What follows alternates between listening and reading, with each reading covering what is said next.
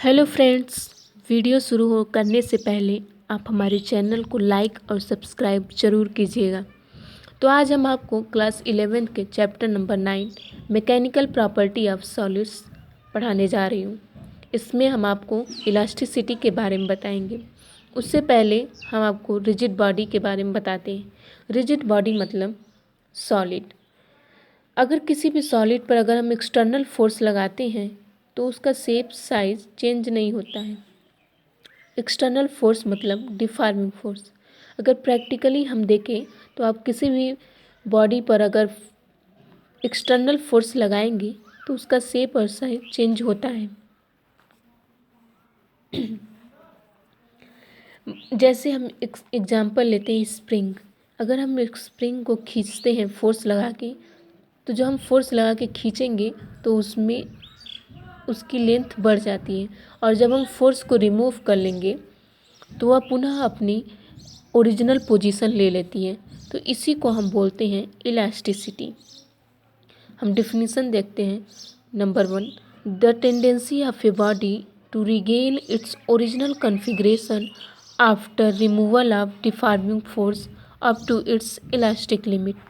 मतलब बॉडी के अंदर ऐसी टेंडेंसी हो कि अगर आप डिफॉर्मिंग फोर्स एक्सटर्नल फोर्स को रिमूव कर ले तो वह पुनः अपनी ओरिजिनल पोजीशन रिगेन कर ले। नंबर 2 देखते हैं।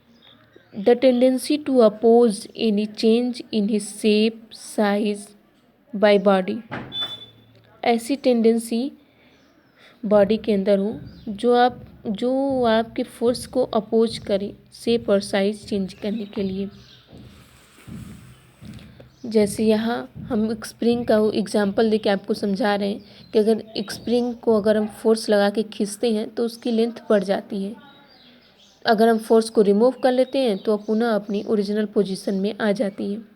तो इस प्रॉपर्टी को कहेंगे इलास्टिसिटी, और ऐसे मटेरियल को कहेंगे इलास्टिक मटेरियल। अगर वहीं हम स्प्रिंग के जगह गुथा हुआ आटा लेते हैं, तो अगर हम गुथे हुए आटे पर फोर्स लगा लेते हैं तो वह एक स्प्रिंग की तरह अपनी ओरिजिनल पोजीशन एकदम पूरी तरह से नहीं ले पाती। लेती है लेकिन थोड़ा बहुत ही ले पाती है, पूरा नहीं ले पाती। तो इसे हम ऐसी प्रॉपर्टी को प्लास्टिसिटी कहेंगे, जो पूरी तरह से अपनी ओरिजिनल पोजीशन न ले पाए, बस थोड़ा बहुत ले पाए। और ऐसे मटेरियल को हम प्लास्टिक मटेरियल कहेंगे। इसी पर एक क्वेश्चन बनता है कि स्टील और rubber which is more elastic. Steel या रबर में दोनों में से कौन अधिक इलास्टिक है। तो अगर हम इलास्टिसिटी पढ़े ही हैं कि the tendency of a body to regain its original configuration after removal of deforming force, तो दोनों में से सबसे पहले कौन सा लेगा अपनी ओरिजिनल पोजीशन। तो बहुत लोग बोलेंगे रबर, लेकिन जब आप स्टील की कोई पतली पन्नी लेकर के अगर उसको आप खींच के छोड़ें तो वह बहुत जल्दी जा कर के अपनी ओरिजिनल पोजीशन ले लेगी। और उसी जगह अगर हम रबर को लेके छोड़ें तो रबर थोड़ा लेट जाएगा अपनी ओरिजिनल पोजीशन लेने में। तो इसीलिए इसका आंसर होगा steel is more elastic than rubber. आप ऐसा प्रैक्टिकल करके देख सकते हैं। एनसीईआरटी में एक और एग्जाम्पल से समझाने की कोशिश किया है कि जैसे हम कोई सॉलिड मॉलिक्यूल ले लेते हैं और सॉलिड मॉलिक्यूल आपस में इंटरमॉलिक्यूलर फोर्स से बंधे रहते हैं। तो यहाँ पे इंटरमॉलिक्यूलर फोर्स को स्प्रिंग से दर्शाया है। तो एक स्प्रिंग से सभी हम मॉलिक्यूल को बांध देते हैं। तो अगर हम एक मॉलिक्यूल को अगर पकड़ के अगर हम खींचते हैं तो पूरा मॉलिक्यूल खींचेगा। अगर हम उसी फोर्स को रिमूव कर लेते हैं तो पुनः अपनी ओरिजिनल पोजीशन पे चला जाएगा। जैसे मॉलिक्यूल के ऊपर अगर हम डिफॉर्मिंग फोर्स लगाएं, एक्सटर्नल फोर्स जिसे कहते हैं, तो वह जब आप स्प्रिंग को पकड़ के खींचेंगे तो वह अपनी ओरिजिनल पोजीशन पाने के लिए वह भी एक अंदर से फोर्स लगाती है। तो उसी फोर्स को रीस्टोरिंग फोर्स बोलते हैं। यह एक एक्सटर्नल फोर्स है, या कह लें कि वही इंटरमॉलिक्यूलर फोर्स है। हम इसे रिस्टोरिंग फोर्स का नाम क्यों दे रहे हैं। रिस्टोरिंग फोर्स क्यों कह रहे हैं? क्योंकि जब हम डिफॉर्मिंग फोर्स हटा देते हैं तो मॉलिक्यूल के बीच का ये जो रिस्टोरिंग फोर्स है यही उसे पिछले पोजीशन या पिछले शेप में रिस्टोर करेगा, इसीलिए हम इसे रिस्टोरिंग फोर्स बोलते हैं। जैसे आप वर्क एनर्जी पावर में पढ़े ही होंगे कि अगर किसी स्प्रिंग को अगर हम खींच रहे हैं नीचे की तरफ तो वह अभी ऊपर की तरफ फोर्स लगाता है, तो spring force is equal to -kx। आप हमेशा याद रखें कि स्प्रिंग फोर्स जो है वो अप्लाइड फोर्स के अपोजिट लगता है। जैसे हम नीचे खींच रहे हैं तो ऊपर अपने ओरिजिनल पोजीशन में जाने के लिए वह फोर्स लगाएगा, तो स्प्रिंग फोर्स हमेशा अप्लाइड फोर्स के अपोजिट ही लगता है। जैसे हम आपको एक ग्राफ के ज़रिए दिखाते हैं कि किसी भी ऑब्जेक्ट का पोटेंशियल एनर्जी जितना ही कम रहता है वह सिस्टम उतना ही स्टेबल रहता है। सिस्टम को स्टेबल रखने के लिए हमें पोटेंशियल एनर्जी कम से कम रखनी चाहिए। जैसे हम एक ग्राफ बनाए हैं, इस पर हम खींचे नीचे की साइड, जैसे यहाँ पोटेंशियल एनर्जी ले लिए, यहाँ पोटेंशियल एनर्जी एकदम मिनिमम है और इधर आर लिए, आर मतलब इंटरमॉलिक्यूलर फोर्स। तो यहाँ पर देखें तो ये निगेटिव रहता है नीचे की साइड और ऊपर की साइड पॉजिटिव रहता है। तो अगर हम स्प्रिंग को अगर हम दबा रहे हैं तो भी पोटेंशियल एनर्जी बढ़ रही है, अगर स्प्रिंग को अगर हम खींच रहे हैं तो भी पोटेंशियल एनर्जी बढ़ रही है। तो इसका मतलब पोटेंशियल एनर्जी इस कम रहेगा, जब तक कम है तभी तक वह स्टेबल है। अगर हम स्प्रिंग को दबा रहे हैं या फिर खींच रहे हैं तो वह अपनी ओरिजिनल पोजीशन लगाने के लिए, ओरिजिनल पोजीशन को वापस पाने के लिए वह भी फोर्स लगाती है।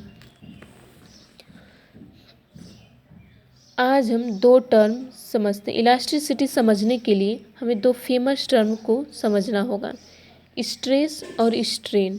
तो हम स्ट्रेस को समझते हैं पहले। स्ट्रेस क्या है?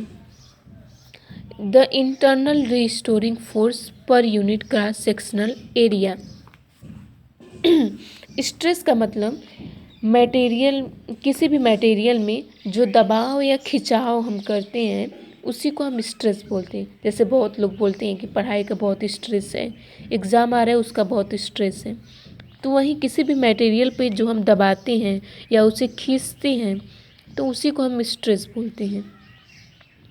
स्ट्रेस एक टेंसर क्वांटिटी है, इसे हम प्रेशर नहीं कर सकते, प्रेशर भी एक टेंसर क्वांटिटी होती है। अगर हम यहाँ एक रॉड लिए हैं, अगर उसको हम ऊपर से फिक्स कर दिए हैं, अगर उसको हम नीचे फोर्स लगा के खींच रहे हैं तो वह भी ऊपर की तरफ अपने ओरिजिनल पोजीशन पाने के लिए थोड़ा सा फोर्स लगाएगी, उसी को हम रीस्टोरिंग फोर्स बोलते हैं। रीस्टोरिंग फोर्स हमेशा डिफॉर्मिंग फोर्स के बराबर होता है, ऐसा 99% केस में हुआ है। डिफॉर्मिंग फोर्स मतलब एक्सटर्नल फोर्स, तो Fr मतलब restoring force is equal to external force. तो यहाँ हम sigma is equal to force upon area, जैसे यहाँ पे हम बोले internal restoring force per unit cross section area, अगर इसको हम सिंपल में लें तो फोर्स अपॉन एरिया। तो यहाँ पे हम फोर्स, बहुत लोग F/A लिख देते हैं, तो वहाँ पे आपको समझना होगा कि यह रीस्टोरिंग फोर्स है और इसकी यूनिट हो गई फोर्स का न्यूटन और एरिया का मीटर स्क्वायर, तो Newton metre square, Newton per metre square. अगर हम डायमेंशन फार्मूला देखें तो फोर्स का होता है mLT के पावर -2 और एरिया का हो गया लेंथ, तो L स्क्वायर, तो L इन्वर्स और T के पावर -2। तो अब हम स्ट्रेस कितने प्रकार का होता है ये पढ़ते हैं। स्ट्रेस जो है 3 प्रकार का होता है। लॉन्गिट्यूडनल स्ट्रेस, पहला लॉन्गिट्यूडनल स्ट्रेस हमेशा लेंथ के एलॉन्ग है, लेंथ के एलॉन्ग ही लगता है। इसमें 2 होते, पहला टेंसाइल स्ट्रेस, जैसे किसी रॉड को हम खींच रहे हैं पकड़ के, तो वह भी अंदर से एक फोर्स लगा रहा है अब वह भी अपनी ओरिजिनल पोजीशन पाने के लिए एक अंदर से फोर्स लगा रहा है। ये हम क्रॉस सेक्शनल एरिया लिए हैं, तो इसे हम टेंसाइल, तो उस रॉड में टेंशन क्रिएट हो रहा है, इसीलिए हम उसको टेंसाइल स्ट्रेस बोलते हैं। और दूसरा है कंप्रेसिव स्ट्रेस। कंप्रेसिव स्ट्रेस जैसे हम किसी भी रॉड को लेके अगर हम उसको दबा रहे हैं, कंप्रेस कर रहे हैं, तो वह फैलने के लिए, अपनी ओरिजिनल पोजीशन पाने के लिए वो बाहर की तरफ एक फोर्स लगाएगी, तो उसे हम कंप्रेसिव स्ट्रेस बोलते हैं। इसमें भी वही same formula, sigma is equal to force upon area. यहाँ पे एरिया हम क्या लेंगे? Cross sectional area. हमेशा एरिया हम वही लेते हैं जिस पे हम फोर्स लगाते हैं। नंबर 2, शियरिंग स्ट्रेस या टेंजेंशियल स्ट्रेस। शियरिंग स्ट्रेस का मतलब, जैसे कोई सिलिंड्रिकल बॉडी है और उसको हम नीचे से फिक्स कर दिए और उसको हम ऊपर से फोर्स लगा रहे हैं, तो जब नीचे का सिरा फिक्स है तो ऊपर की बॉडी थोड़ा शिफ्ट करेगी। तो जब हम डिफॉर्मिंग फोर्स हटा लेंगे, उस पे से हटा लेंगे, तो वह फिर अपनी ओरिजिनल पोजीशन पे आ जाएगी। तो टेंजेंशियल स्ट्रेस का मतलब कि when deforming force applied tangential on the body. Tangential stress में हम हमेशा बॉडी पर डिफॉर्मिंग फोर्स टेंजेंशियली अप्लाइड करते हैं। तो इसमें का हम एरिया ए वाला लेंगे, क्योंकि हम फोर्स इधर से अप्लाइड कर रहे हैं, इसलिए हम इस पे एरिया ए वाला लेंगे। और इसमें भी सेम फार्मूला हो गया, sigma is equal to force upon area. तो यहाँ पे हम फोर्स टेंजेंशियल फोर्स लेंगे और यहाँ पे एरिया कौन सा होगा? कर्व सरफेस एरिया होगा। कर्व सरफेस यहाँ पे एरिया लेंगे। नंबर 3 आता है हाइड्रोलिक स्ट्रेस या वॉल्यूम स्ट्रेस। जैसे किसी भी शेप का किसी भी सॉलिड को अगर हम किसी लिक्विड में डुबा देते हैं, तो वह चारों तरफ से वह लिक्विड उस सॉलिड पर फोर्स लगाती है, तो प्रेशर का कोई डायरेक्शन नहीं होता, तो इसलिए हम यहाँ पे फोर्स पर यूनिट एरिया लेते हैं। तो इसे हम फोर्स के जरिए दिखा रहे हैं कि चारों तरफ से फोर्स लग रहा है, तो फोर्स लग रहा है तो वह उस सॉलिड को थोड़ा दबाने की कोशिश करेगी। तो यह प्रेशर के कारण यह फोर्स लग रहा है, क्योंकि प्रेशर डायरेक्शन लेस होता है, इसलिए हम यहाँ पर फोर्स ले रहे हैं। तो इसे भी sigma is equal to force upon area. तो इसे कई बार हम एनसीईआरटी में पी से भी डिनोट किया है और कई बार sigma is equal to delta P लिया है। डेल्टा पी इसलिए लिया है क्योंकि बाहर का प्रेशर अलग है, प्रेशर लगा रहे हैं, पी लगा रहे हैं, और अंदर से यह भी कुछ प्रेशर लगाएगा, सॉलिड बॉल भी कुछ अंदर से प्रेशर लगाएगा, तो उसका पी नाट हो गया। तो P minus P naught is equal to delta P. तो इसीलिए हम यहाँ पे sigma is equal to delta P लेते हैं।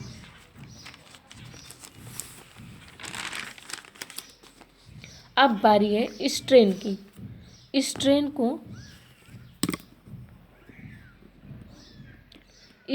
को हम ई से डिनोट करते हैं। स्ट्रेन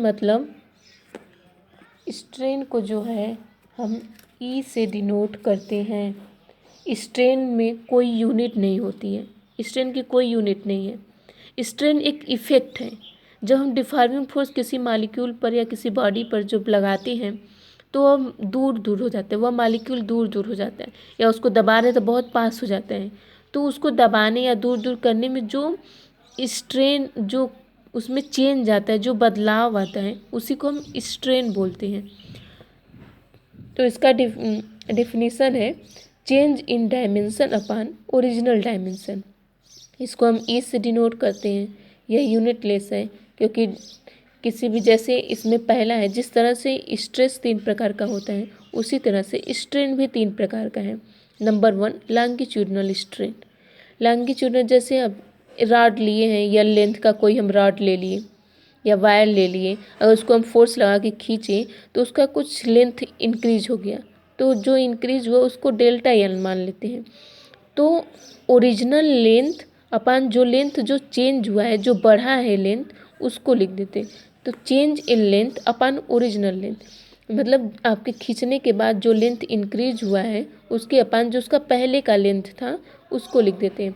मतलब E is equal to delta L upon L. अब नंबर आते हैं सेकेंड, शियर स्ट्रेन।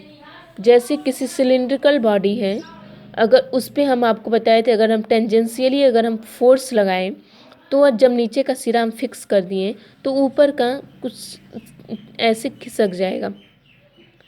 तो हम देखते हैं कि उसका लेंथ ए, मान लीजिए लेंथ एल है, तो कितना खिसका डेल्टा, जैसे ये ऐसे हम बना लिए हैं तो ये डेल्टा एक्स हो गया, ए लेंथ जो है इसको हम डेल्टा एक्स मान लिए कि डिस्प्लेसमेंट कितना लेयर में कितने का डिस्प्लेसमेंट है, तो डेल्टा एक्स का डिस्प्लेसमेंट है।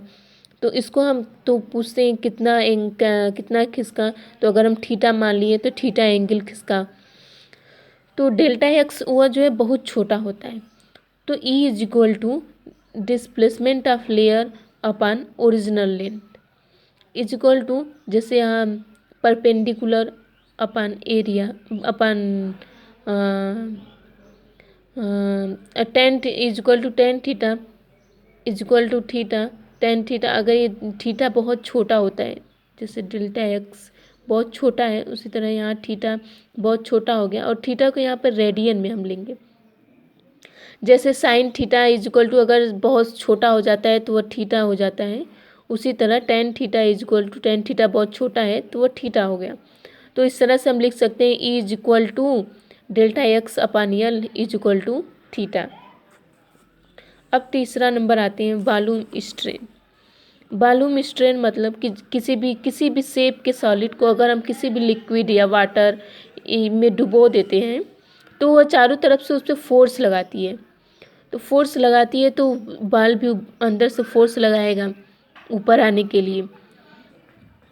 तो यहाँ पे लिखेंगे उसके वॉल्यूम में जो चेंज होता है उसे change in volume upon original volume.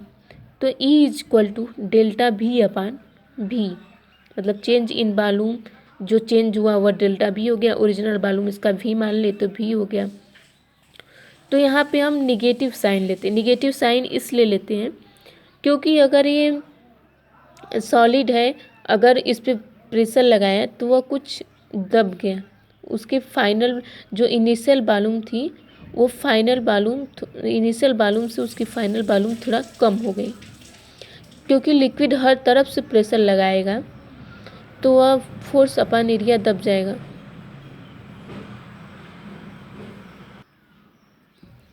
तो चारों तरफ से वो प्रेशर उस सॉलिड बॉल पर लिक्विड चारों तरफ से प्रेशर लगाता है। तो प्रेशर लगाएगा तो लिक्विड थोड़ा सा उसमें चेंज हो जाएगा। जो ओरिजिनल वॉल्यूम मान लीजिए ओरिजिनल वॉल्यूम 10 था और उसमें प्रेशर लगाए तो वह 8 हो गया, तो -2 का घट गया, -2 घट गया। इसीलिए हम हमेशा निगेटिव साइन लेते हैं। निगेटिव लेंगे तो फिर घटाएंगे तो फिर पॉजिटिव आ जाएगा, क्योंकि स्ट्रेन को हम हमेशा पॉजिटिव लेते हैं, स्ट्रेन कभी निगेटिव नहीं होती। अब आते हैं हुक्स लॉ। स्ट्रेन और स्ट्रेस को मिला करके हुक्स लॉ बनता है। तो स्ट्रेस इज इक्वल टू तीनों में देखते हैं, longitudinal stress, shear stress, volume stress, तीनों का फार्मूला सेम ही था, फोर्स अपॉन एरिया। और स्ट्रेन को लेते हैं तो लॉन्गिट्यूडनल स्ट्रेस स्ट्रेन का हो गया डेल्टा एल अपॉन एल, और उसी तरह हम शियर स्ट्रेन का ले लिए तो डेल्टा एक्स अपॉन एल, और इसी तरह वॉल्यूम स्ट्रेन का ले लिए तो minus delta V upon V। तो यहाँ पे अगर हम देखते हैं कि दोनों हुक्स लॉ बोलते हैं कि स्ट्रेस और स्ट्रेन जो है डायरेक्टली प्रोपोर्शनल होते हैं। अगर स्ट्रेस को हम बढ़ाएंगे तो स्ट्रेन ऑटोमेटिकली बढ़ेगा। डायरेक्टली प्रोपोर्शनल का मतलब यही होता है कि अगर हम एक चीज़ को बढ़ा रहे तो दूसरा भी बढ़ेगा। जैसे हम स्ट्रेस को बढ़ाएंगे तो स्ट्रेन भी बढ़ेगा, बट एक लिमिट ऑफ प्रोपोर्शनैलिटी तक, एक लिमिट तक ही हम उसको बढ़ाएंगे। ये नहीं कि हम स्ट्रेस को बहुत ज़्यादा बढ़ा दिए, उसमें बहुत ज़्यादा उसको खींच दिए, तब तो वो परमानेंट स्ट्रेस हो जाएगा। अगर हम किसी भी स्प्रिंग को लेकर के अगर हम बहुत ज़्यादा उसको खींच दिए तब तो वो अपनी ओरिजिनल पोजीशन ले पाएगा, वो बीच में बहुत ज़्यादा फैल जाएगा, तब तो उसमें परमानेंट स्ट्रेन आ जाएगा। तो यहाँ पे हम देखते हैं तो बहुत से लोग बोलते हैं कि स्ट्रेन क्या परमानेंट होता है, क्या स्ट्रेन परमानेंट है? नहीं, जब हम डिफॉर्मिंग फोर्स हटा लेते हैं तो बॉडी वापस अपनी ओरिजिनल पोजीशन पे चली जाती है, तो स्ट्रेन जो है वो ख़त्म हो गया। जब बॉडी ओरिजिनल पोजीशन पे जब फोर्स हटाते हैं तो बॉडी अपनी ओरिजिनल पोजीशन पे चली गई, तो स्ट्रेन ख़त्म हो गया। बट एक लिमिट तक, अगर हम उसको लिमिट से ज़्यादा अगर हम खींच दिए तब तो वहाँ पे स्ट्रेन परमानेंट हो गया, तब तो वो अपनी ओरिजिनल पोजीशन में जा ही नहीं पाएगा, तब तो वह स्ट्रेन परमानेंट, तो कभी कभी स्ट्रेन परमानेंट हो जाता है, तो उसे हम स्ट्रेन स्ट्रेस कर्व में पढ़ेंगे। तो यहाँ पे आप सभी लोग पढ़े ही होंगे, जैसे वर्क एनर्जी पावर में एक स्प्रिंग को लेकर के अगर हम खींचते हैं तो वह अपोजिट फोर्स लगाती है, रिस्टोरिंग फोर्स। तो F R is equal to minus delta के एक्स। तो डेल्टा एक्स क्या है? चेंज इन लेंथ, लेंथ में जो चेंज हुआ उसे हम डेल्टा एक्स कहेंगे। तो यहाँ पे हम देखते हैं, तो हम ले लेंगे stress is equal to E times strain. तो यहाँ पे हम एक एक ग्राफ देखते हैं, ये स्ट्रेस स्ट्रेन कर्व वाला ग्राफ है, तो इसको हम आगे और अच्छे से डिस्कस करेंगे। तो यहाँ पे हम ऊपर एक्स एक्सिस पर, यहाँ पे स्ट्रेस ले लेते हैं और यहाँ पे स्ट्रेन ले लेते हैं। एक्स एक्सिस पर स्ट्रेन और वाई एक्सिस पर स्ट्रेस। तो यहाँ पे देखिए, अगर हम एक ऐसी एक सीधी लाइन ड्रा करें, फिर यहाँ से एक कर्व कुछ दूसरा शेप ले लिया है, तो इस यहाँ से लेके यहाँ तक के हम डिस्टेंस को कहेंगे लिमिट ऑफ प्रोपोर्शनैलिटी, प्रोपोर्शनैलिटी की लिमिट। और अगर इसका हम स्लोप निकालें तो slope is equal to stress upon strain is equal to E. E यहाँ पे मॉडुलस ऑफ इलास्टिसिटी है, तो हम ले लेंगे, क्योंकि यहाँ से यहाँ तक अगर हम स्ट्रेस बढ़ाते हैं तो स्ट्रेन भी बढ़ेगी, लेकिन उसके बाद अगर हम स्ट्रेस को बढ़ाएंगे तो स्ट्रेन बढ़ेगी, लेकिन कुछ लिमिट तक ही है। तो इसको हम स्ट्रेस स्ट्रेन कर्व में डिस्कस करेंगे। तो यहाँ E is equal to stress upon strain. E को हम मॉडुलस ऑफ इलास्टिसिटी भी बोलते हैं, इलास्टिसिटी कहते हैं, और ई इसका यूनिट होता है, E is equal to newton per metre square.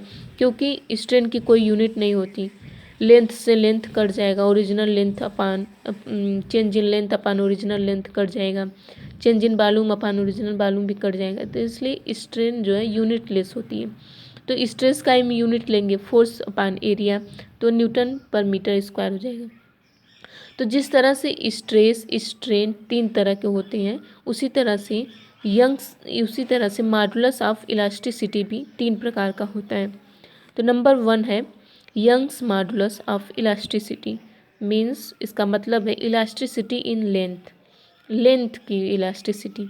इसको रिप्रेजेंट करते हैं हम गामा से। तो gamma is equal to longitudinal stress upon longitudinal strain. तो स्ट्रेस का हो गया लॉन्गिट्यूडनल एफ बाई ए, और स्ट्रेन का हो गया change in length upon original length, मतलब डेल्टा एल अपान यल। तो गामा इज इक्वल टू हो जाएगा F L upon A into delta L. अब नंबर 2 पर आते हैं, शियर मॉडुलस ऑफ इलास्टिसिटी या मॉडुलस ऑफ रिजिडिटी। तो इसका मतलब है इलास्टिसिटी इन शेप, शेप में जो इलास्टिसिटी है इसको रिप्रेजेंट करते हैं हम जी से। इसके भी यूनिट वही हो जाएगी न्यूटन पर मीटर स्क्वायर, क्योंकि स्ट्रेस का यूनिट हम ले लेंगे। तो जी इज इक्वल टू ले लेंगे shear stress upon shear strain. G is equal to हो जाएगा वही F by A upon delta X upon L. तो जी इज इक्वल टू हो जाएगा F into L upon A into delta X. तो वहाँ पे हम लिए थे कि delta X is equal to, हम वहाँ पे लिखे थे कि delta X upon L is equal to हम टेन थीटा लिए थे। तो ए हो गया था टेन थीटा के, क्योंकि टेन थीटा बहुत स्मॉल था तो उसको हम थीटा के इक्वल लिख सकते हैं, लेकिन थीटा इसको यहाँ पे हम रेडियन में लेंगे। तो उसी तरह जब यहाँ पे यल अपान डेल्टा एक्स है तो 1 अपान थीटा हो जाएगा। तो वही एफ इज इक्वल टू या वाई ए इंटू थीटा। अब नंबर 3 आते हैं, bulk modulus of elasticity means volume elasticity. इसको रिप्रेजेंट करते हैं हम बी से, इसका भी यूनिट वही हो जाएगा स्ट्रेस की यूनिट। तो B is equal to volume stress upon volume strain. तो B is equal to F by A upon minus delta B upon भी। स्ट्रेन वॉल्यूम स्ट्रेन को हम लिए थे निगेटिव, क्योंकि उसकी इनिशियल वॉल्यूम से चेंज हो थोड़ा सा चेंज आ जाता है फाइनल वॉल्यूम में, तो इसलिए हम वहाँ पे निगेटिव लिए थे। तो यहाँ पे हो जाएगा एफ बाई ए इंटू भी अपान माइनस डेल्टा भी। तो बी इज इक्वल टू वहाँ पे हम सी, अगर हम वॉल्यूम स्ट्रेस में देखें तो वहाँ पे हम फोर्स अपान एरिया को हम प्रेशर से डिनोट किए थे, इक्वल टू प्रेशर लिखे थे, क्योंकि प्रेशर चारों तरफ से लिक्विड प्रेशर लगाएगा तो प्रेशर का कोई डायरेक्शन नहीं होता, तो वहाँ पे हम फोर्स लिए थे कि यहाँ पे हम फोर्स ले लेते हैं क्योंकि फोर्स का डायरेक्शन होता है। तो वहाँ B is equal to minus delta P V upon delta V. तो ये है बल्क मॉडुलस, या एफ बाई जैसे A is equal to P, या फिर एनसीईआरटी में इसको डेल्टा पी भी लिखा है। तो यहाँ पे हमारा bulk elasticity of modulus of elasticity ख़त्म हो गया। अब इसके अगले वाले वीडियो में हम Young's modulus, bulk modulus, shear modulus पर हम क्वेश्चन सॉल्व करेंगे और स्ट्रेस स्ट्रेन कर्व के बारे में हम बताएंगे। तो आपको वीडियो कैसा लगा कमेंट बॉक्स में ज़रूर बताइएगा, और हमारे वीडियो को लाइक और सब्सक्राइब ज़रूर कीजिए और बेल आइकन को प्रेस कीजिए। Good bye.